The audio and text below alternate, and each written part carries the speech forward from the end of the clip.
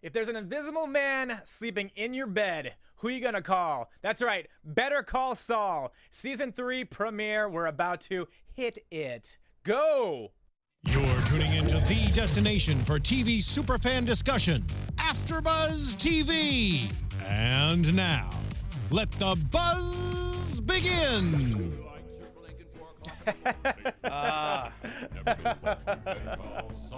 That's right.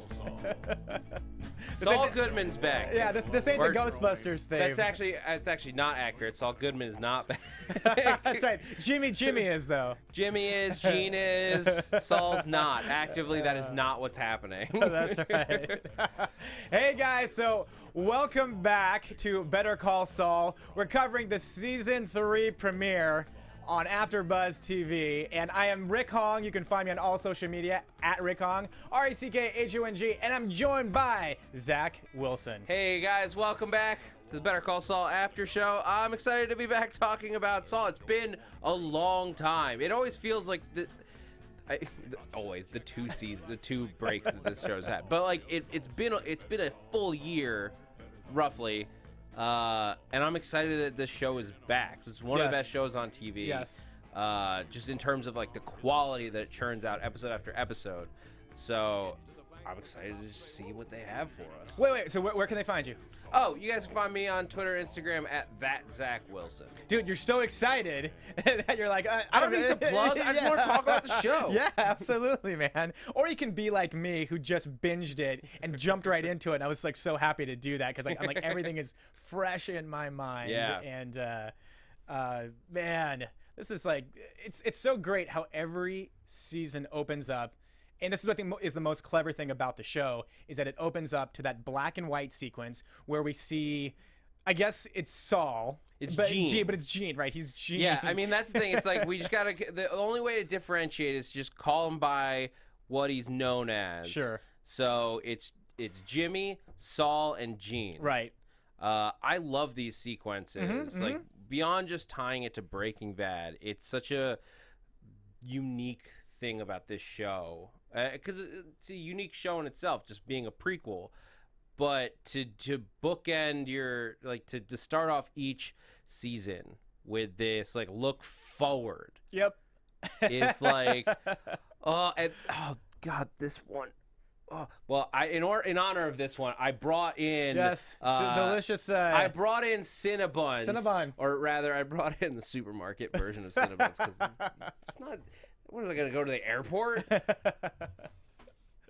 you go. Thank you, sir. Rick Hong, you have one. I'm going to eat this. It's going to be.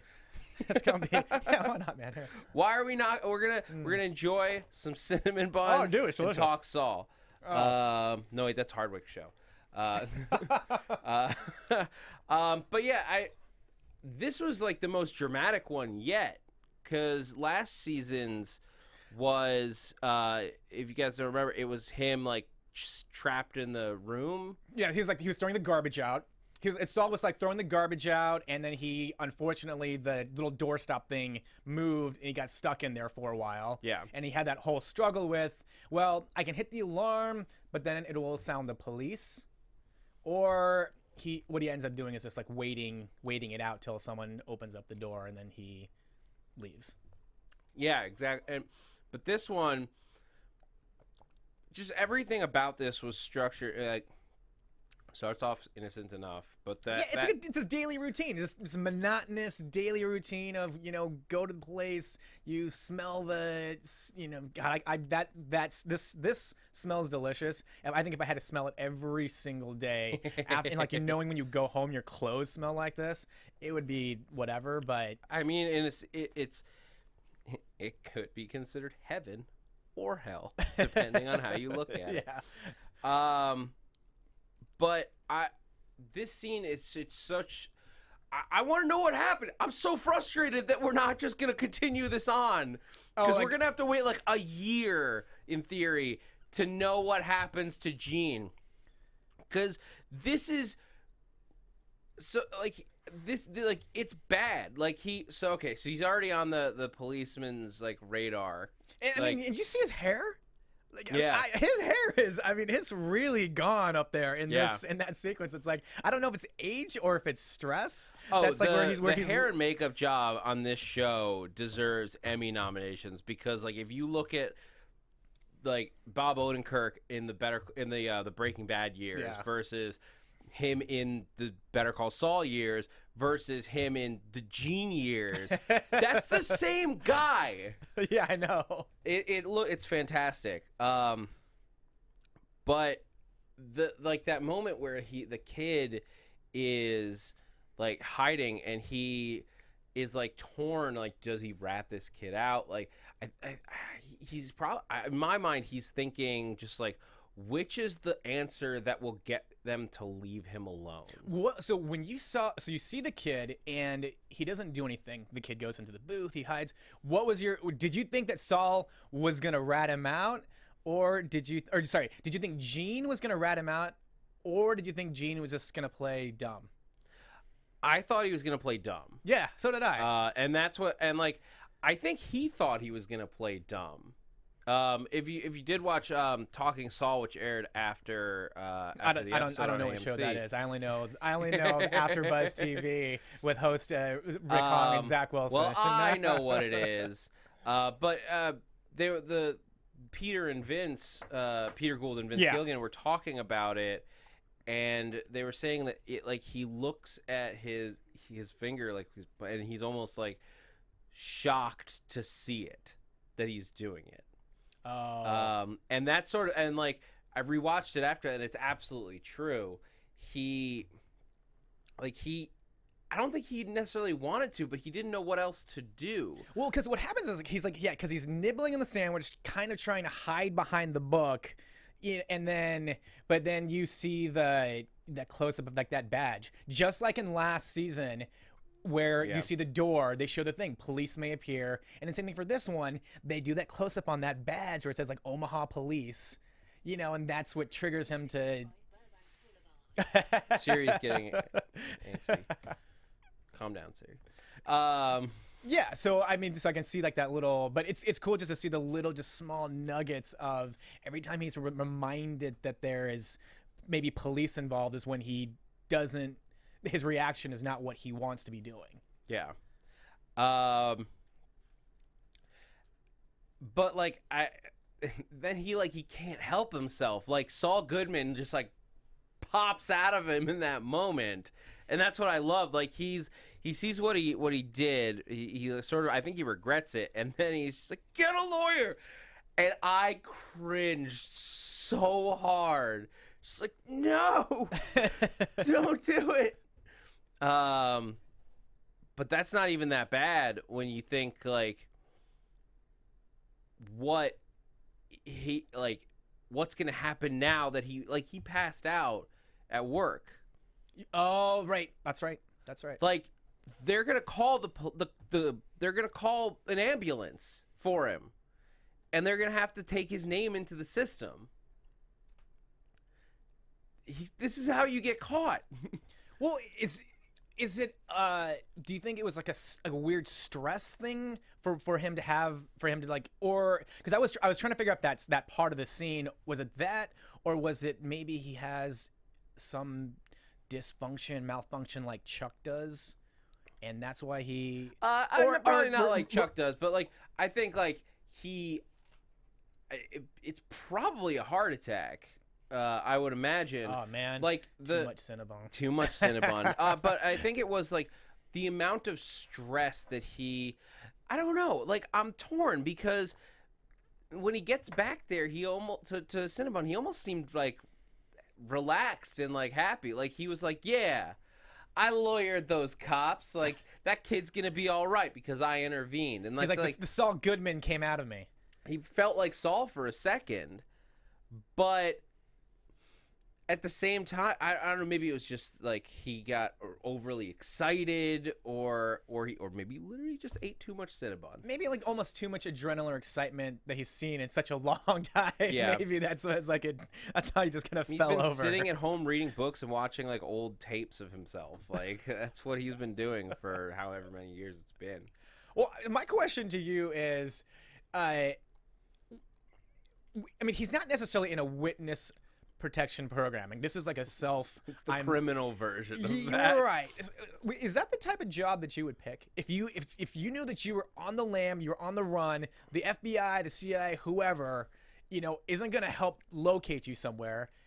Is that the low key job that you would want? Is to be working at Cinnabon? I mean, probably not. I guess I don't know. I guess I'd want to be like outdoors somewhere.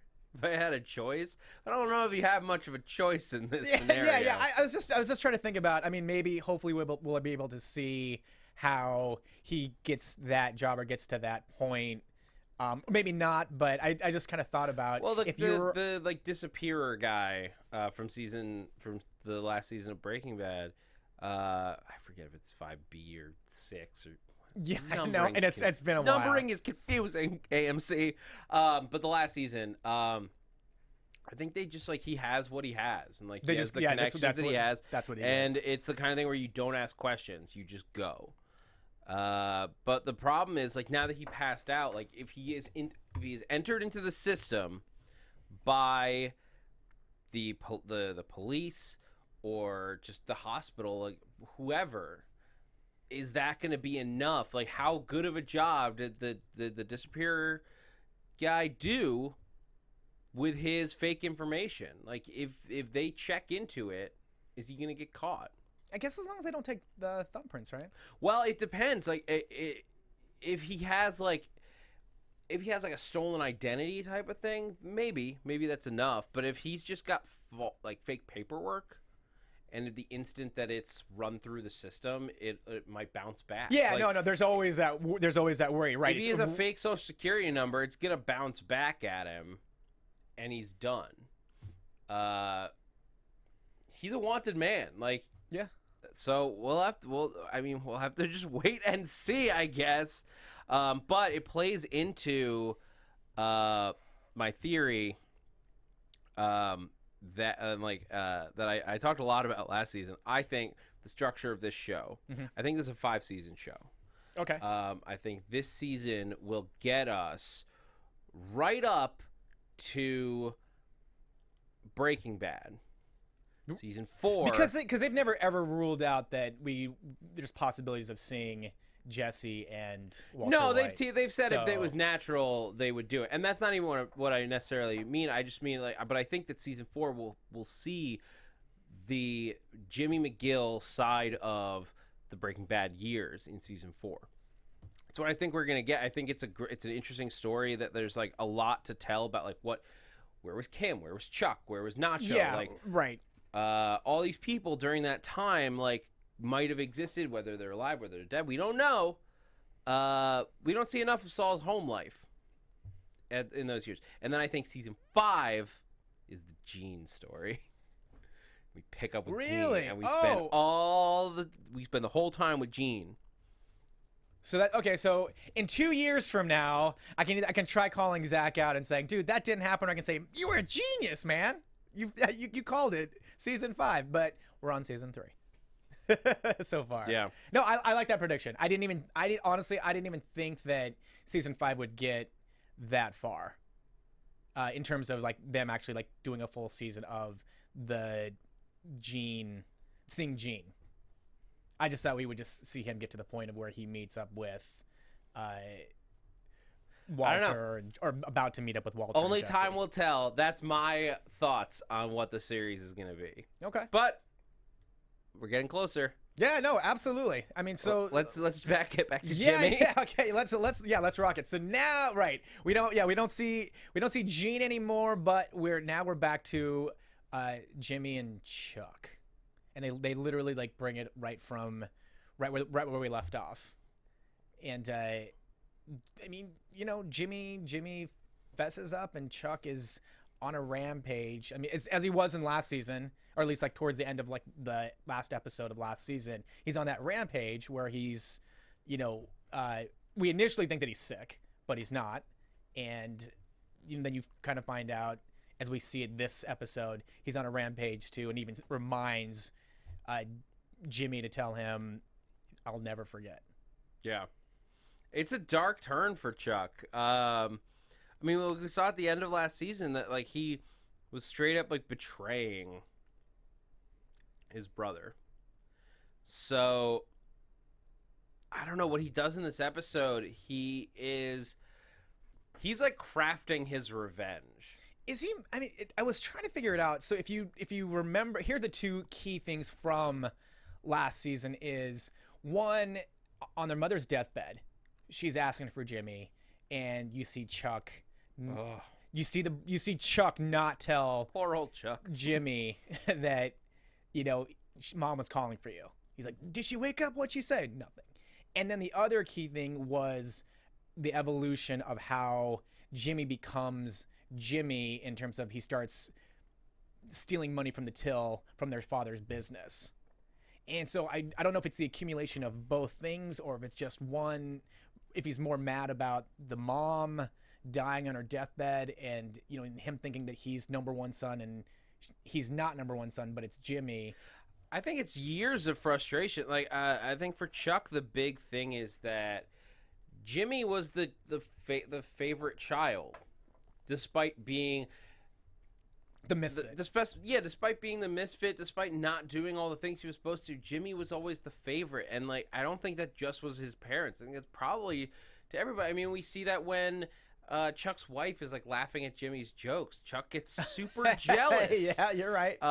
Because it's hard for him. I mean, I imagine it would be hard for anybody in that situation where you've done everything right your whole life. You busted your ass to get where you are. You're like doing everything by the books, the way it was supposed to be done. But your brother, who's doing everything wrong, like stealing from people, getting arrested, not going to school, like all that stuff. And this guy gets to be the cool one that everybody likes. And he still manages to get a law degree from like some community and college. That's ultimately like why community college. The University of American Samoa. Yeah. And that's like I think that's why that's why Chuck doesn't want him to work at HHM like as an actual lawyer, because it's like you get to have the same job as me. No.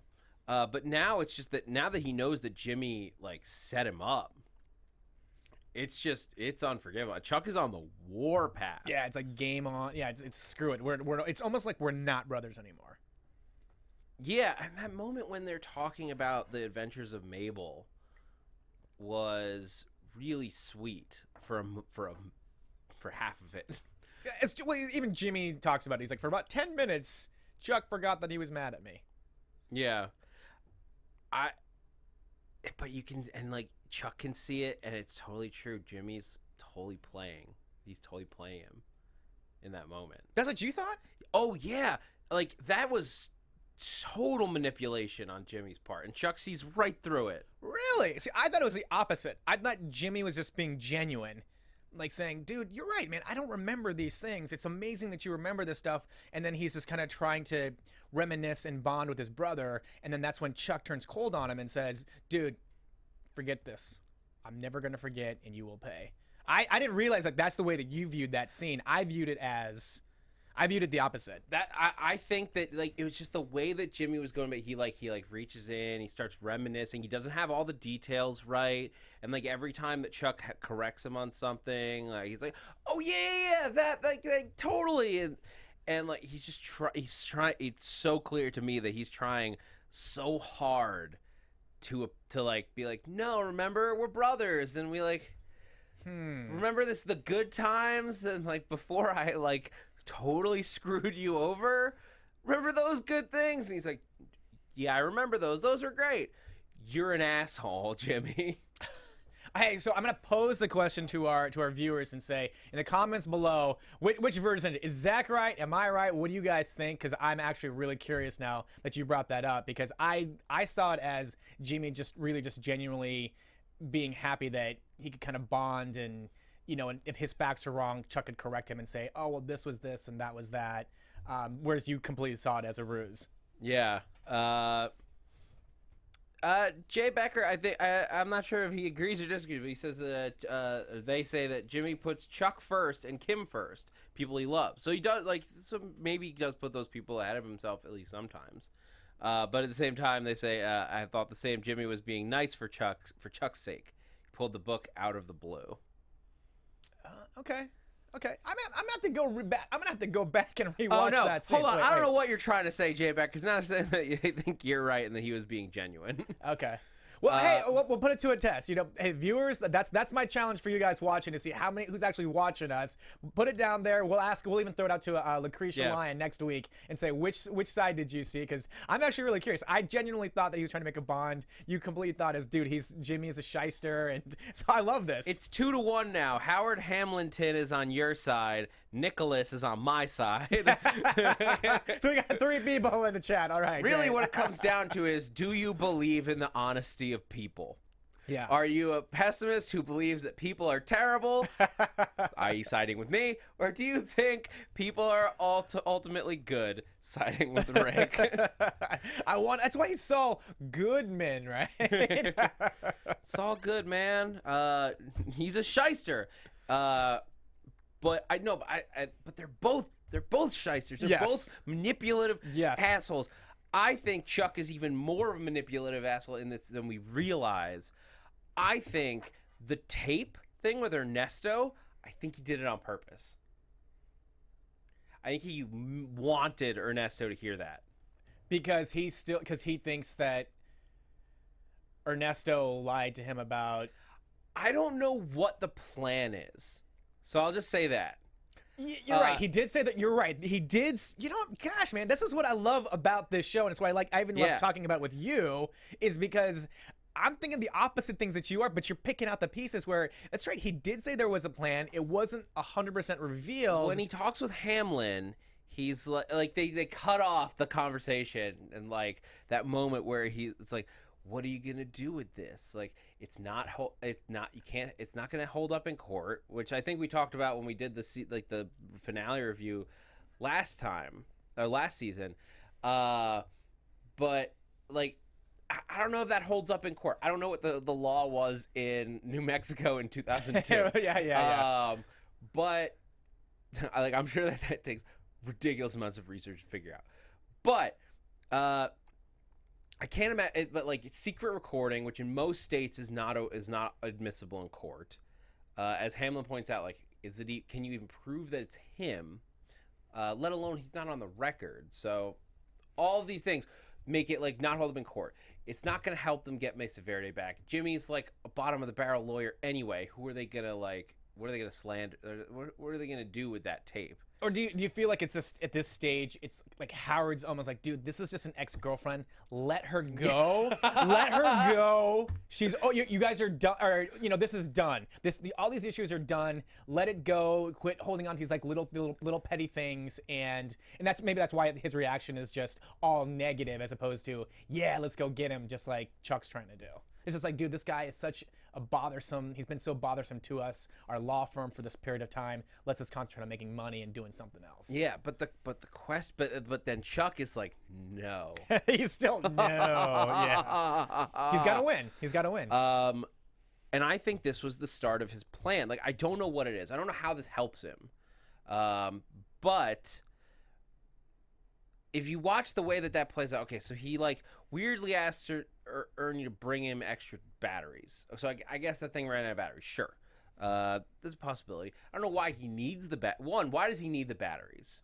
Is he logging that tape? I was just thinking maybe he played it so much. It was he just because he's so obsessive. He's so obsessive. Yeah. Maybe he played it so much. But I'm saying like that it just started to die. So he wanted to make sure he had like a fresh. Maybe it's that but simple. You do pose a good question. Sorry, but go ahead. If he's gonna show it to anybody besides Hamlin, he'd probably just be taking the tape somewhere else. So I don't know what he needs the batteries for.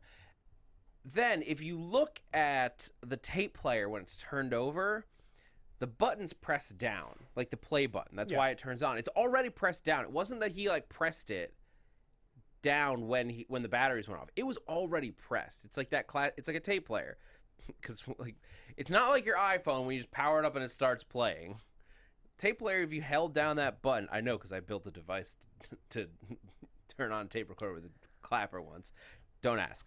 But you hold down, you leave the play button pressed down. As soon as that receives power, it'll start playing. It starts playing at a super convenient moment in the tape, right when it's the exact moment where Jimmy's voice says, I changed it from, I forget what the numbers were, 251 to 215. Like, the exact wrong thing that you would ever want somebody to hear if you actually didn't want them to hear it. And then he, like, goes on this rant at Ernie where he's like, you can't tell. He, like, flips out at him. And Ernie's just like, whoa. Yeah, he's pulling the whole... it's not but the doctor version is the Hippocratic Oath. I can't remember what the actual law technical word for lawyer-client privilege or what you can't talk about. But. Well, it's just like he probably has a non-disclosure, because he's not Chuck's not his client. We'll call it an NDA. Chuck's his boss. Yeah. But I don't know if he thinks Ernie's now going to, like, this is going to cause him to spill the beans to Jimmy because, like, it's clear that it's a big deal, or what. But I think that his plan is for Ernie. Ernie is part of his plan. That was not an accident. Chuck is way too smart.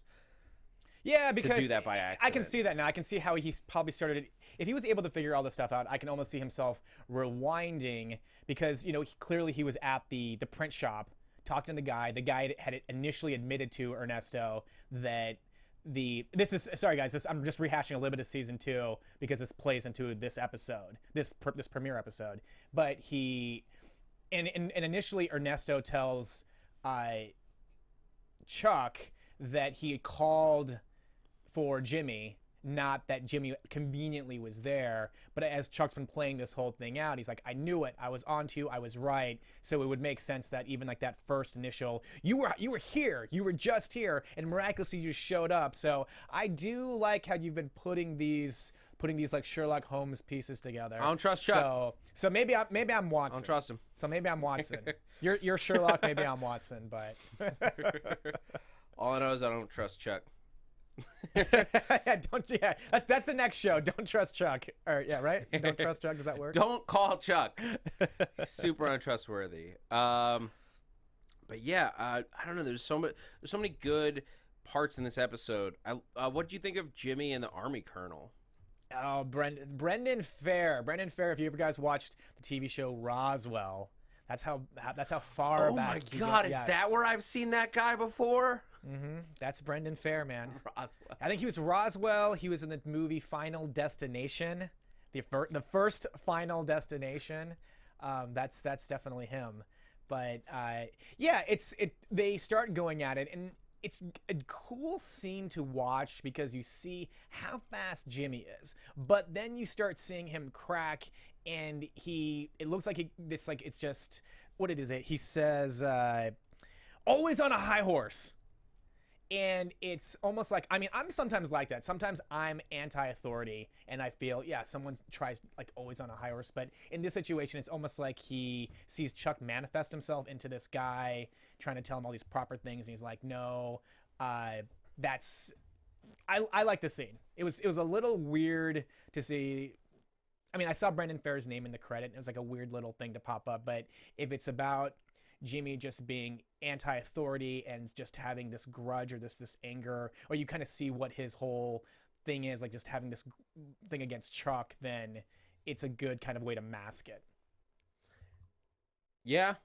I don't know. Maybe you have a different take on that. Their two dynamic or the back and forth. No, it was such a good scene. Like the acting in it was just like phenomenal. The emotion, like there was true anger in that and frustration on both sides. And that was okay. That was the big thing that came through to me.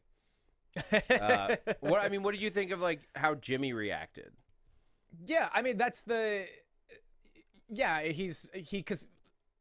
that's what's genius about Bob Odenkirk and Saul, Gene, Jimmy is you just see his frustration.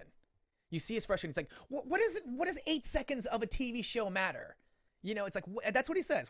Does it really matter? Maybe not, but for this other guy, everything that Jimmy did to get those 8 seconds was BS. Yeah, it's the principle. Mm-hmm. And calm down in the chat. We're gonna get to Mike. Oh yeah, We'll get to him. Yeah. And obviously Jonathan Banks amazing. But this scene was the emotional high point, I think, of the the way that Jimmy's face looks when he's confronted, the line where it's like, you're always on a high horse. He's clearly not just talking to this guy. He's frustrated with Chuck. He's frustrated with all these people who he has had to scrape and claw and scrape. I forget what the term is. I know what you're saying. Claw his way to where he has gotten. Yes, he went down a bad path in his life. He just wants some respect. But he's been fighting and trying to do the right thing for all this time. Let's not forget, he gave back all the money, all that stuff. Jimmy has done all the right things, but when he tries to do something that's not going to hurt anyone, but maybe is a little outside the box just to help himself get ahead, he's like, that's what I had to do. I tried to go straight and narrow route. I tried to just climb the ranks at HHM. My brother kicked me out. Wouldn't let me do it. And then he had the job last season, but it just wasn't. He couldn't do things his way, and it's every time he tries to. He really more or less took that job, because it was more to be with Kim. Kind of, on some level, in terms of taking the job, he knew that.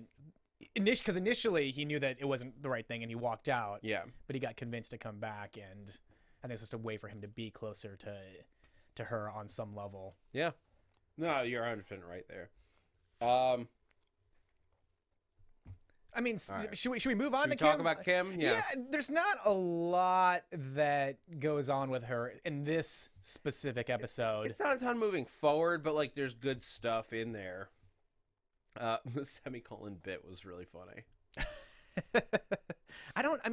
So we see her, and she's collecting those small morsels of those old clients and maybe some of Jimmy's clients, and then Mesa Verde, she got them back, so they're her big client.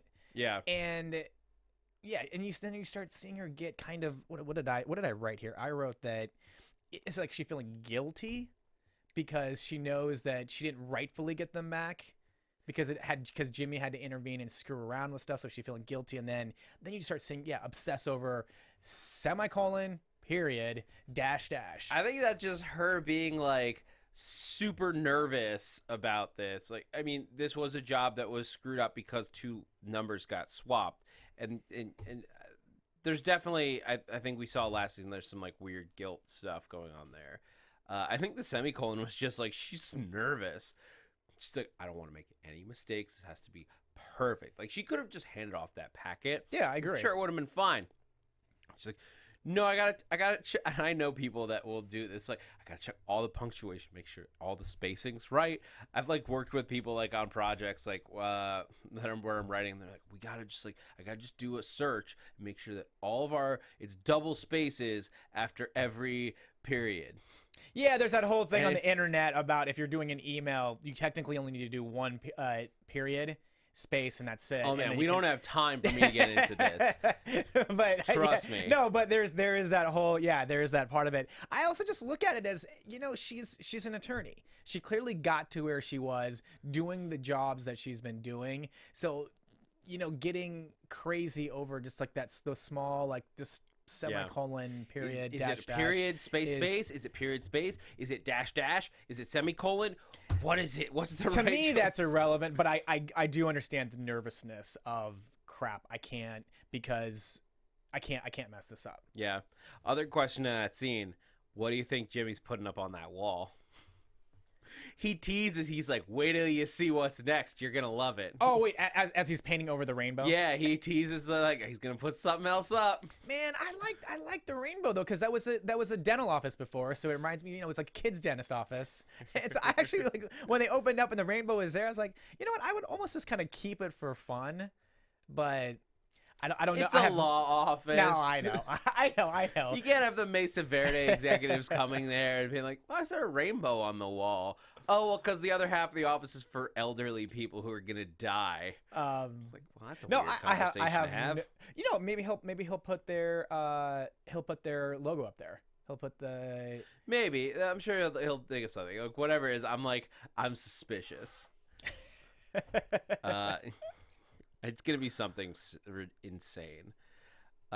Nicholas says, an eagle with American flags as wings. Howard Hamilton says, a Statue of Liberty? Statue of Liberty. Oh, man. So, wacky waving inflatable arm flailing tube man. I mean, all right, so... Do we give the people what they want? Oh, we got to talk about Mike. Yeah, do we give the people what they want? This is what you guys want, because this is what we saved. The best for last, and probably one of the most amazing sequences. What I have to ask is, have you seen the movie The Conversation? I don't think so. No? Oh, damn. Oh, this is killing me then. I don't think so. Maybe a little. It's not a real spoiler alert, but the sequence of Mike getting really, really crazy in the junkyard. That is literally, and I'm gonna have to start scouring the internet for either what Vince Gilligan has to say or Peter Gould. Or I'm gonna have to even hit up executive producer Melissa Bernstein, who I know. In The Conversation, Gene Hackman is a guy that places bugs. And at the end of that movie, you see him literally, the tables get turned on him. And, sorry, spoiler alert, guys, he starts tearing up his own place. And it's very reminiscent of the scene that Mike's in the junkyard. So, yeah, dude, you have to watch this movie. Like, this was such a Mike, like, for me, this is, like, even without that, this was such a Mike thing. Like, he's just like, I love the panic. Like, we've never seen Mike that panicked before. Like, even in Breaking Bad, we never saw him panic like that. At once, this was like, he does not, for the first time, Mike does not know what is happening or what to do. Yeah, the tables are turned on him. With the don't. And so he sprints away, and then the methodical nature of just like, I'm going to disassemble this car, find it. Everything he does in this episode is so methodical and just like, it's like, well, I'm gonna take this part. And like, even when he's frustrated, he's just like, I wonder about that gas cap. I mean, oh my gosh, it's so heartbreaking because I feel bad, like I just let out The Conversation, literally Gene Hackman, The Conversation, is one of the best movies of the late 70s in this form. And which will now you're gonna definitely watch this movie because I have to go check it out. Because we're talking about it. But I feel bad because I thought as I was watching, I'm like, man, Zach and I are gonna have some great things here to talk about. You're like, no, I didn't see it. So, yeah, it's like, you haven't seen Star Wars? No, not to that degree. But Howard Hamilton says also like The French Connection. Yeah. Yeah. A Vince Gilligan project is not one without like ridiculous deep cut like references and layers. For sure. Apparently I must have missed this. They mentioned The Conversation on Talking Saul. Oh, they did? Oh, yeah. Okay, yeah. So there you go. I'm right. No, okay. No, I just thought that scene was great because I didn't know I knew that he was looking for a bug. I didn't know the extreme that he was going to go to it. And as I saw everything starting getting, more and more the wheels coming off and him, and even like with the great specific scene with the gas cap too, that's when it started clicking to me that this is very much like the movie The Conversation. And I was trying to figure out, flipped, not flipped, if the gas cap was actually new or if it was old, and they just were able to place the thing inside the gas cap. Yeah. Because if it's new, you're gonna recognize it. If you have an old, crappy car, you're gonna know. Like you don't no one ever really looks at their gas cap, but you know how dirty an old car gas cap is gonna be, as opposed to a brand new one just popped on there. Yeah, I mean, I think the idea is that's just the gas cap for that model. So like you don't have to swap it out or anything like that. You can just change it. Or it might be a thing where they just assume he's not going to notice. They just put another old gas cap in it's there. one of those really, really small, minute. Yeah. Yeah, absolutely. I wouldn't know if somebody changed out my gas cap for a different one that looked the same. I mean, now mine's attached to it, so I feel like it'd be more. You'd have to do that whole thing. But I mean, the question.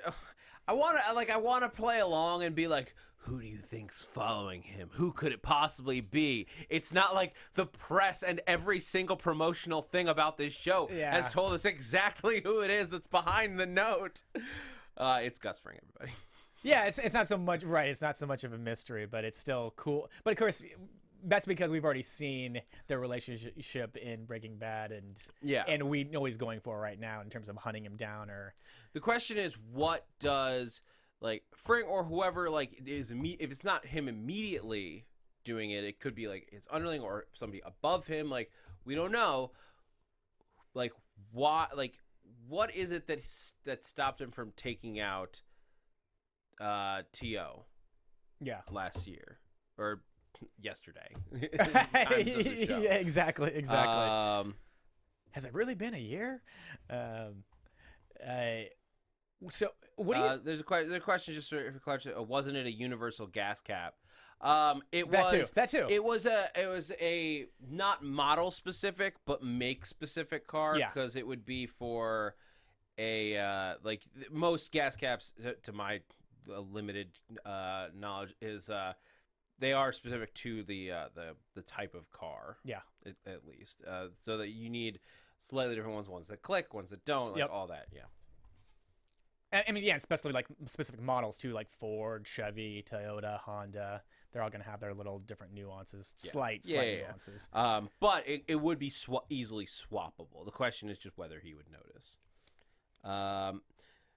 What did he get from the? So what did he get from the vet? Oh, so that's what he got. Never mind. This is what I love about this show, is that it was so like. They build this in like what's he doing? Like, how's he gonna use this? Like, why did he order like the same tracking device that's in there? And he uses he basically swaps it out so that he drains the battery out of. And we see him testing all this, and we're just like, what are you doing, Mike? What are you doing here? He drains all the battery life out so that like the people who are tracking him have to come get it to swap it out to either swap out the battery or just swap in a new one. And when they take the old one, when they take the gas cap with them, they take his tracker so he can follow them. His transmitter. It's so smart. It's crazy. But if he knows this is what he wants to do, if he thinks, okay, this is what's going to happen, don't you think that instead of, granted, we all have that curiosity cat, so you're gonna stay up and try. It's like a kid waiting for Santa Claus to show up. Yeah, it's like a kid waiting for Santa Claus to show up. Well, at the same time, I was thinking, would you just set up a camera and just have it just pointing, and you can just go rewind the tape later? Well, I think the idea is, I think he's gonna like chase him down like immediately. Because like they'll just come back and put it back there in theory. I think the question is, like, I think he's waiting. He's gonna stalk them. Like that person's gonna drive away, and he's gonna immediately jump in his car and. But do we hear beeping, or do we not hear? I mean, that's the way I look at it. I mean, some people are really heavy sleepers, so clearly, like, if you start hearing beeping, some people can sleep through it. I'm a light sleeper, so I would be like, shh. I don't think so. So no, yeah. So I mean, that's what I was thinking too. If it wasn't beeping, then I can see why he's staying awake to go chase them, because it's probably like a perimeter thing. Yeah, well, I think it's just a time thing. It's like he's not gonna wait for that for like tomorrow. He's just gonna know exactly like where they are, and like it's gonna follow him to like wherever they're going. So like maybe they follow him. He follows him, and he's like, what are they doing at this chicken restaurant? Right.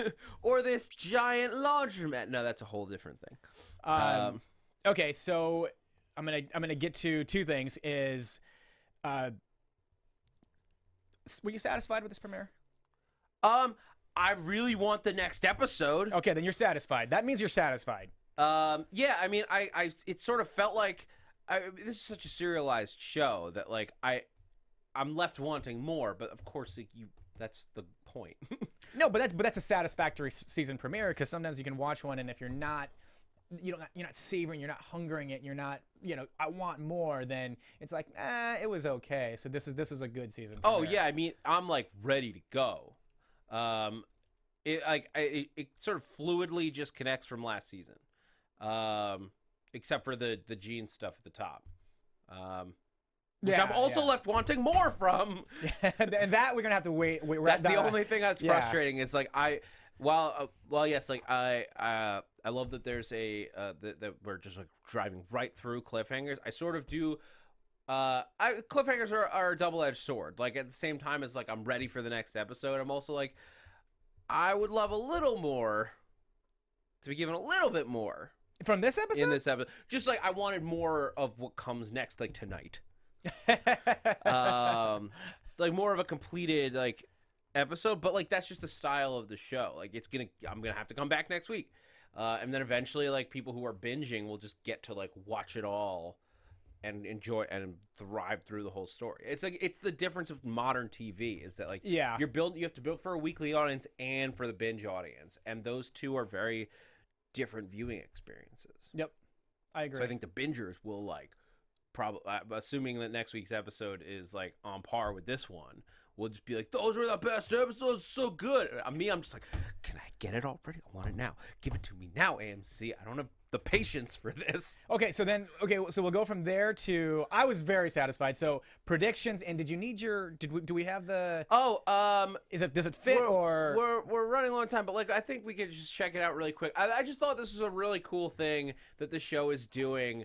In honor of Gus Fring's coming back, they have a series of employee training videos with Giancarlo Esposito. And if you guys were lucky enough to live in Los Angeles like a week and a half ago, they built a makeshift of this. And welcome to the Los Pollos Hermanos family. Gus is back, My name is everyone. Gustavo, but you can call me Gus. I am thrilled that you'll be joining our team. Each and every day, we serve our customers exceptional food with impeccable service. We take pride in everything that we do. His face. And after this it's 10-week online seminar, I am confident that you'll fit right in. His face. I like to think I see things in people. That's creepy. All right, this is a long video. We're low on time. Go check out the video online. There's gonna be one. It's like there's animated little shorts. We'll keep throwing these in different episodes maybe. But not all tonight. It's just something fun. You guys can go check it out online. I think they're putting out one with each episode. Should be cool. All right. And like, I think like, should we do prediction? Your prediction. Round of predictions? Yeah, real quick. Now, your AfterBuzz TV predictions. Oh boy.